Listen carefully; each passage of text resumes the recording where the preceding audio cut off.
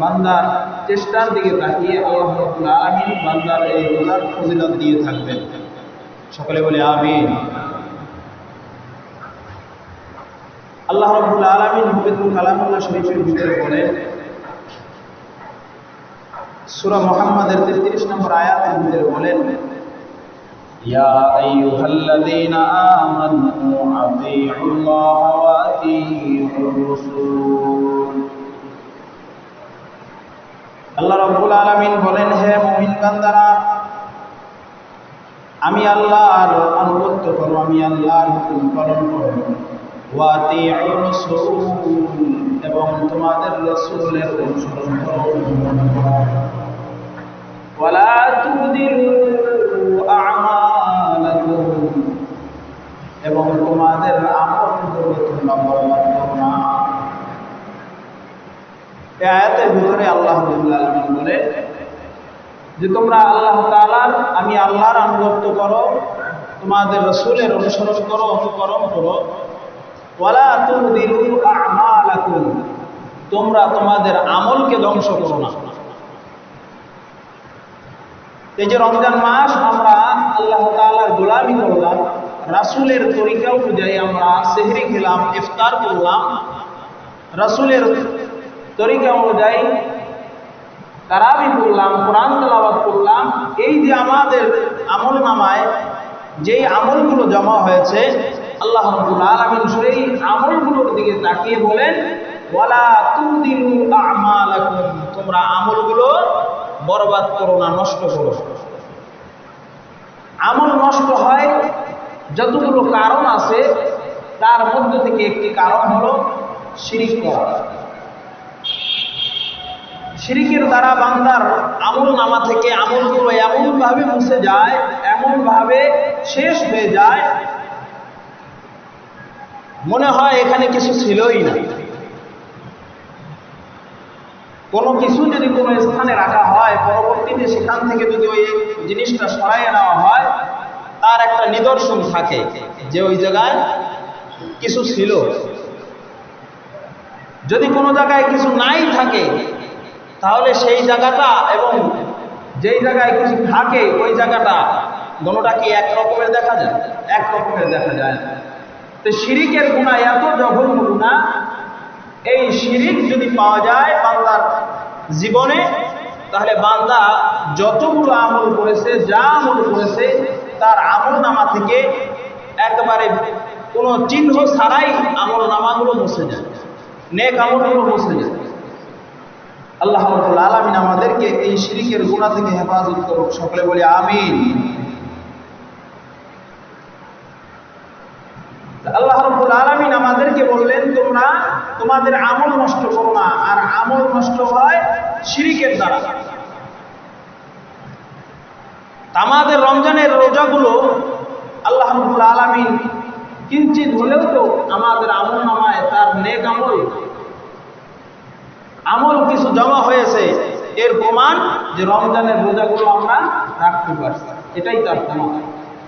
না হয় আল্লাহ রাব্বুল আলামিন আমাদেরকে তৌফিক দিতেন না, এত বড় একটা হুকুম, এত বড় একটা আমল করার তৌফিক আমরা পেতাম না। বোঝা যায় আল্লাহ রাব্বুল আলামিন খুশি হয়ে কিছু না কিছু আমাদের আমলনামায় নেক জমা করেছেন। কিন্তু দেখা যায় আমরা বিভিন্ন সময়ে, বিভিন্ন কারণে, বিভিন্ন অবস্থাতে শিরক করে ওই আমলগুলো আমরা বরবাদ করে দিচ্ছি, ওই আমলগুলো আমরা বরবাদ করতেছি। তো শিরক কেমন জঘন্য গুনাহ, কেমন জঘন্য গুনাহ শিরক। আল্লাহ রাব্বুল আলামিন পবিত্র কালামুল্লাহ শরীফের ভিতরে বলেন যে শিরক কেমন গুনাহ। আল্লাহ রাব্বুল আলামিন বলেন, ইন্নাহু মান ইউশরিক বিল্লাহি ফাকাদ হারামাল্লাহু আলাইহিল জান্নাহ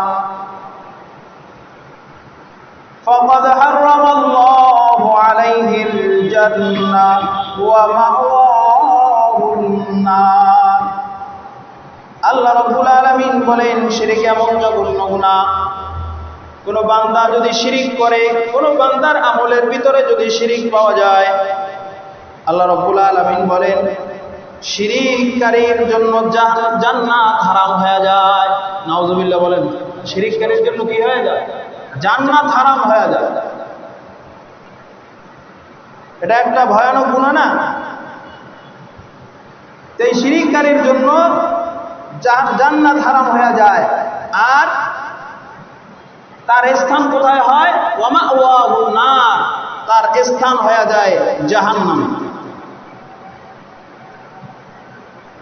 আল্লাহ রাব্বুল আলামিন আয়াতের শুরুতে কাফেরদেরকে লক্ষ্য করে বলেন, যারা হযরতে ঈসা আলাইহিস সালামের ইবাদত করত, ঈসা আলাইহিস সালাম তাদেরকে বলেছেন যে তোমরা আমার ইবাদত করো না, তোমরা আল্লাহ তাআলার ইবাদত করো, যে আমারও রব তোমাদেরও রব।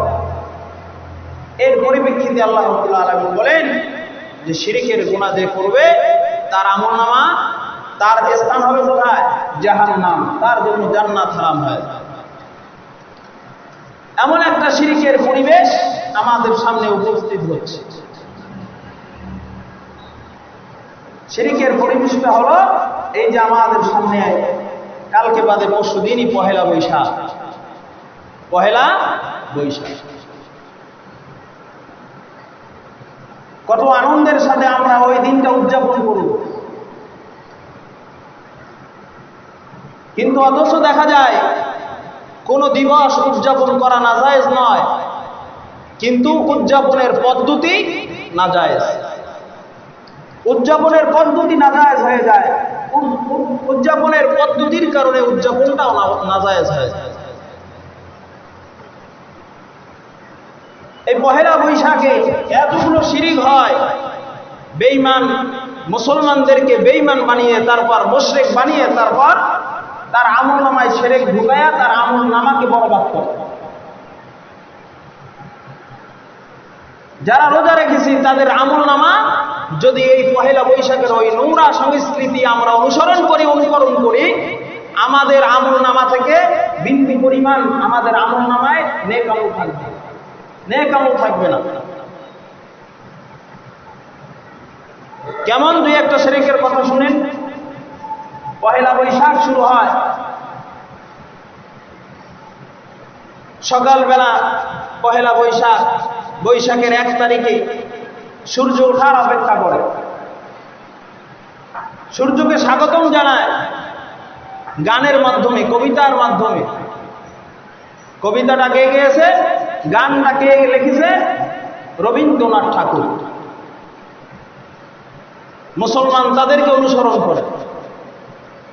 রবীন্দ্রনাথ ঠাকুরের কবিতাকে 2 ভাগ যদি করা হয়, 1 ভাগ তার সকল কবিতার ভিতরে প্রেম প্রীতির আলোচনা, 2য় ভাগে প্রার্থনার আলোচনা, এর বাহিরে তার কোনো কবিতা নাই। এই যে সে একটা গান লিখছে, এসো হে বৈশাখ এসো এসো, এই গানের কিছু লাইন পরে গিয়ে ওখানে একটা কথা আছে, কবিতার লাইন আছে, অগ্নিস্থানে সূচি হোক ধরা। এই যে লাইনটা সম্পূর্ণ শিরক একটা লাইন। গুগলে সার্চ করলে দেখা যায় অগ্নি স্নান, অর্থাৎ অগ্নি মানে আগুন, স্নান মানে গোসল করা, ধোয়া, পরিষ্কার করা, সূচি মানে ধরা, হোক মানে হোক, অগ্নি স্নানে সূচি হোক ধরা, অর্থাৎ আগুনের গোসলে ধরা কি হয়ে যায়? পবিত্র হয়ে যায়।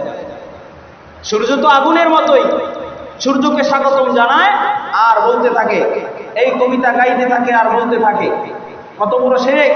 অথচ মুসলমানরা পবিত্র অর্জন করে কিসের মাধ্যমে?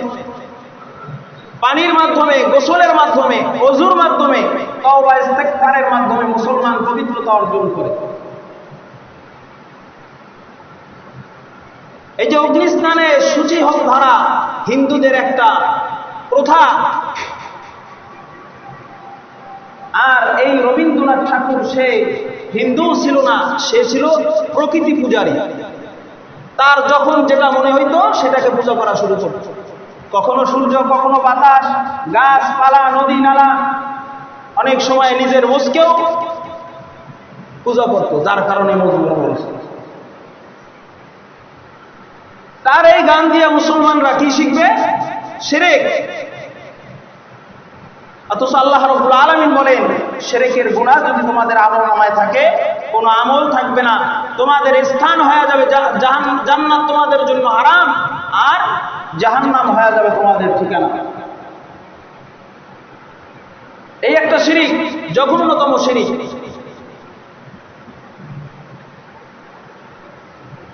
আল্লাহ রাব্বুল আলামিন আমাদেরকে এই শিরক থেকে হেফাজত করুক, সকলে বলে আমিন। সূরা নামলের ভিতরে যখন হযরত সুলাইমান আলাইহিস সালাম, ওই যে আমরা জানি হুদহুদ পাখি, আসলে হুদহুদ এটা পাখিদের দলের নাম, ওই পাখিকে যখন তিনি খুঁজছিলেন, পাচ্ছিলেন না, তখন পাখি এসে বলছিল, আল্লাহ রাব্বুল আলামিন পবিত্র কোরআনের ভিতরে সেই কথাটা বলেন, ওয়াজাদতুম মাকুবুহা ইয়াসজুদুনা লিশ-শামসি মিনাল্লাহ ওয়া যায়্যানা লাহুমুশ শাইতানু আ'মালাহুম। আল্লাহ রাব্বুল আলামিন বলেন, যখন হযরত সুলাইমান আলাইহিস সালামের কাছে হুদহুদ পাখি আসলেন, হুদহুদ পাখি এসে বলেন, আমি রানী বিলকিস এবং তাদের দল, তারা অনুসরণ যাদেরকে করত, তাদের সকলকে পেয়েছি, তারা সূর্য ওঠার সময় তাদের সামনে সূর্য পূজা করে, সূর্যের অপেক্ষা করে, সূর্যের পূজা করে, যার কারণে তারা সঠিক পথে পায় না, শিরক করার কারণে তারা সঠিক পথ পায় না। এই জন্য কোন মুসলমান সূর্যের পূজা করতে পারে না, সূর্যের অনুসরণ করতে পারে না, এটা মুসলমানের সংস্কৃতির মধ্যে নাই। মুসলমানের সংস্কৃতি হলো, মুসলমান যখন সূর্য উদিত হবে, সূর্য দ্বীপ প্রহরে থাকবে, সূর্য যখন অস্তিম যাবে, তখন মুসলমান ওই সময় ওই ইবাদত করবে না। 3টা সময় নামাজ পড়া পর্যন্ত হারাম। সূর্য যখন উদিত হয়, সূর্য যখন দ্বীপ প্রহরে থাকে, এবং সূর্য যখন অস্তিম যায়, এই 3 সময় মুসলমানদের জন্য নামাজ পড়া হারাম। নামাজ পড়া ভালো কাজ না গুনাহের কাজ? বড় ইবাদত না? এই 3 সময় পর্যন্ত নামাজ পড়া হারাম। মুসলমান কি নামাজ সূর্যের দিকে তাকিয়ে পড়ে? মুসলমানদের কিবলা কি সূর্যের দিকে নাকি কাবার দিকে? তারপরেও আল্লাহ রাব্বুল আলামিন কেন হারাম করলেন? রিসার্চ করলে দেখা যায়, ওই সময় শয়তান সূর্যের কাছে গিয়ে দাঁড়ায়, সূর্যের কাছে গিয়ে দাঁড়ায়। যারা তার অনুসরণ করে, সূর্যের পূজা করে, মূলত পূজা করে শয়তানের, মূলত পূজা করে কাদের? শয়তান। সুতরাং কোন মুসলমান ওই স্লোগান দিতে পারে না। পহেলা বৈশাখে ওই স্লোগান দিয়ে রত্নার বটমূলে কবি সুফিয়া কামালের গঠিত এক শিল্পী গোষ্ঠীর সাথে তাল মিলাতে পারে না, এসো হে বৈশাখ এসো এসো, এটা সে পারে না। এটা মুসলমানের সংস্কৃতি নাই। আল্লাহ রাব্বুল আলামিন আমাদেরকে সব গুনাহ থেকে হেফাজত থাকার তৌফিক দান করুক, সকলে বলি আমিন। দ্বিতীয় নাম্বার আর একটা শিরক, সেটা হলো অপেক্ষা করার পরে কিছুক্ষণ পরেই দেখা যায় মঙ্গল শোভাযাত্রা বের করা হয়। মঙ্গল শোভাযাত্রা দলে দলে, ওই হিন্দুদের সাথেও মুসলমানরা দলে দলে তারপর স্লোগান দিতে থাকে, মঙ্গল শোভাযাত্রা পালন করতে থাকে। হিন্দুদের তো আকিদা মঙ্গল করে, তাদের লক্ষ্মী, তাদের দেবী লক্ষ্মী দেবী, কিন্তু মুসলমানদের মঙ্গল করার দায়িত্ব একমাত্র কার? সকলে বলেন না কার? একমাত্র আল্লাহ।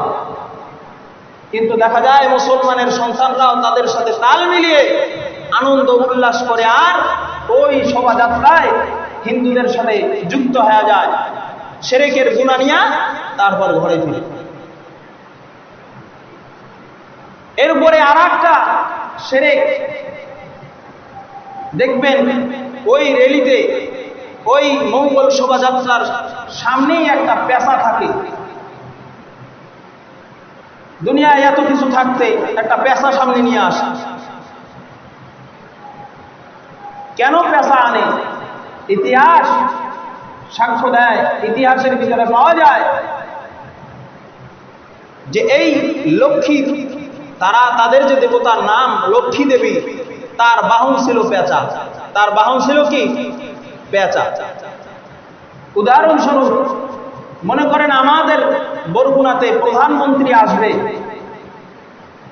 আসার সংবাদ যদি পায়, বরগুনার মধ্যে সব থেকে শ্রেষ্ঠ গাড়িটা যেই জায়গায় এসে নামবে সেই জায়গায় অপেক্ষা করে তাকে নেওয়ার জন্য। কি বলে? তাকে ওই দামি গাড়িতে উঠাইয়া তারপরে ঘুরাবে ফিরাবে। ঠিক তদ্রূপ ভাবে হিন্দুরাও এই পহেলা বৈশাখে মঙ্গল শোভাযাত্রায় ওই পেঁচাকে সামনে রাখে আর তাদের দেবীকে ডাকতে থাকে, তুমি এসে ধরাটাকে, এই সমাজটাকে পরিশুদ্ধ করে দিয়ে যাও, এই জন্য তোমার বাহন সামনে রেখেছে, তুমি এটা আসো, এই বাহনে চড়ো আর সমাজটাকে কি করো? পরিশুদ্ধ করো। নাউজুবিল্লাহ বলবেন না? কত বড় গুনাহ! পুরা উৎসবটাই শিরকে ভরপুর, পুরা উৎসব।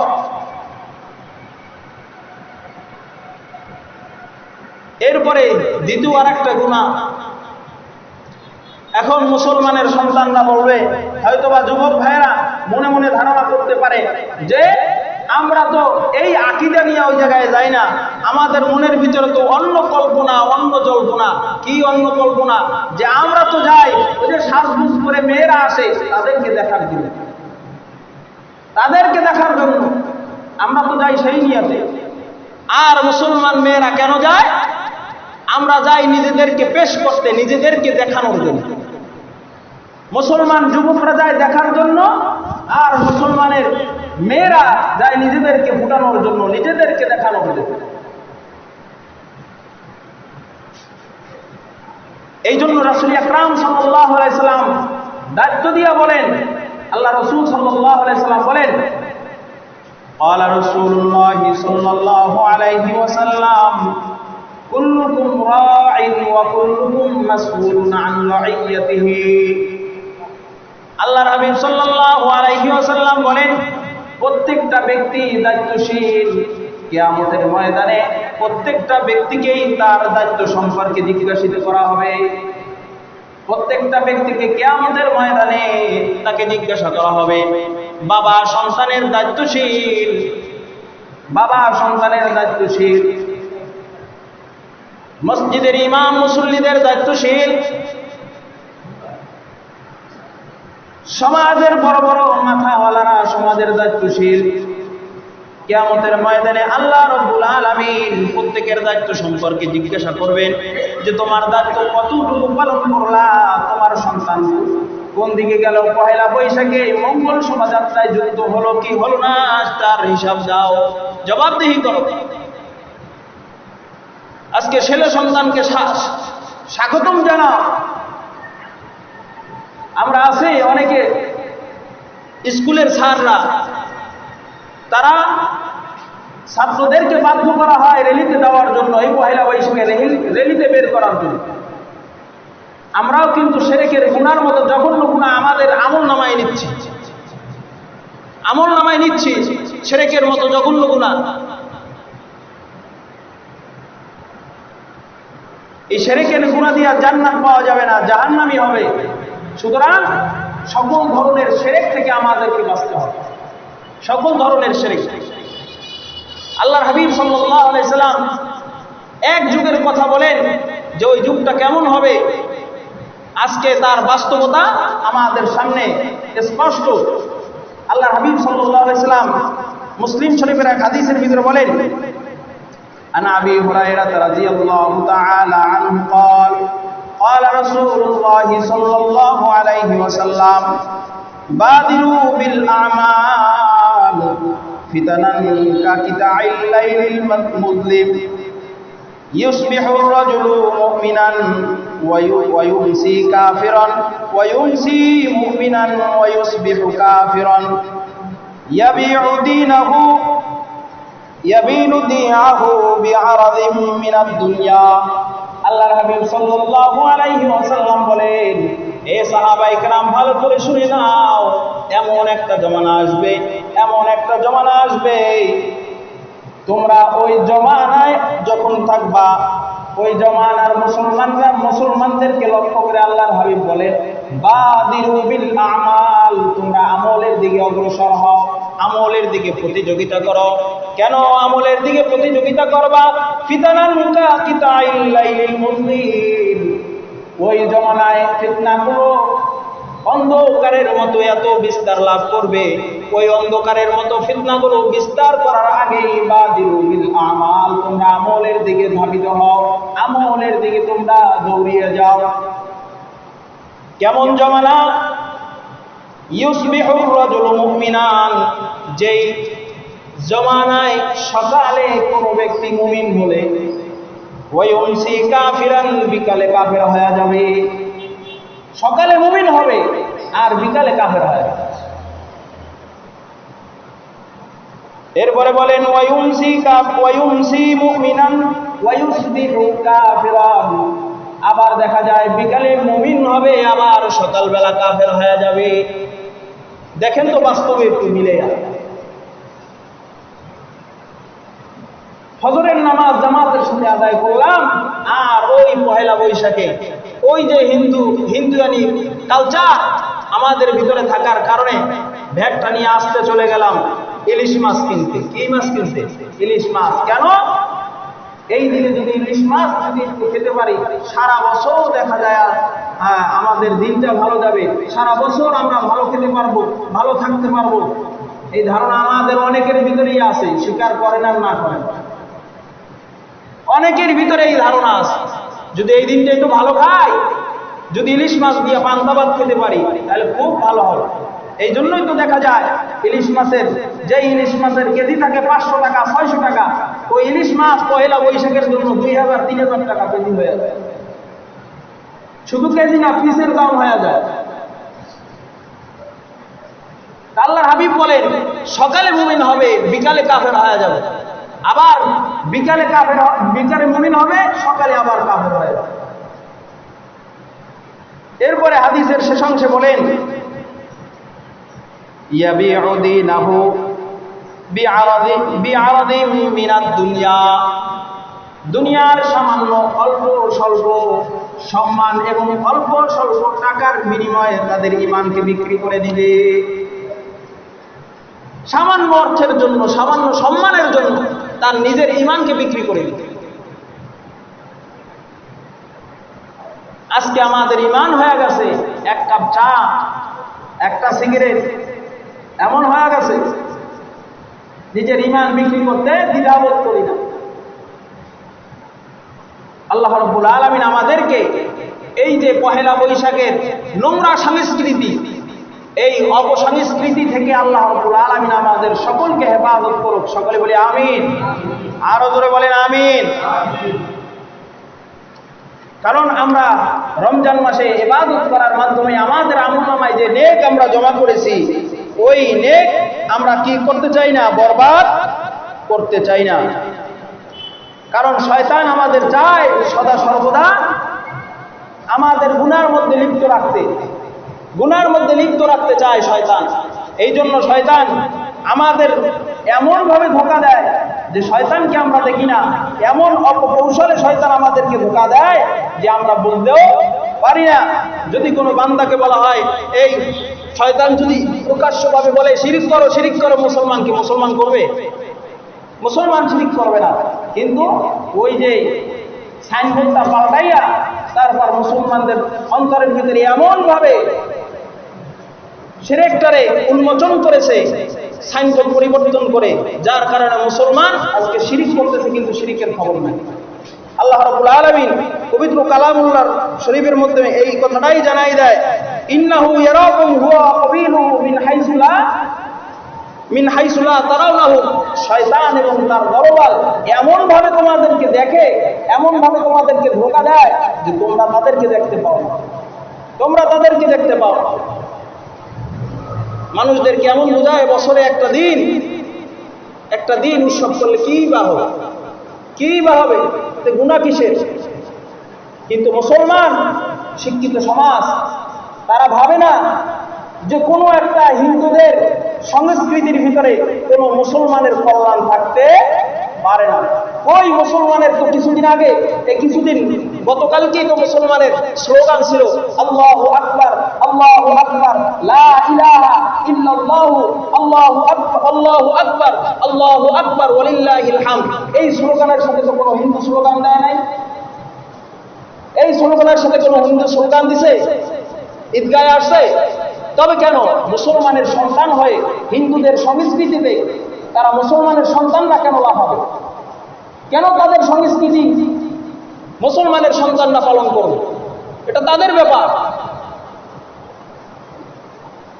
কারণ শয়তান কিন্তু আল্লাহ তাআলার সাথে ওয়াদা করে আসছে, আমি আপনার বান্দাদেরকে জাহান্নামে ফেলবই।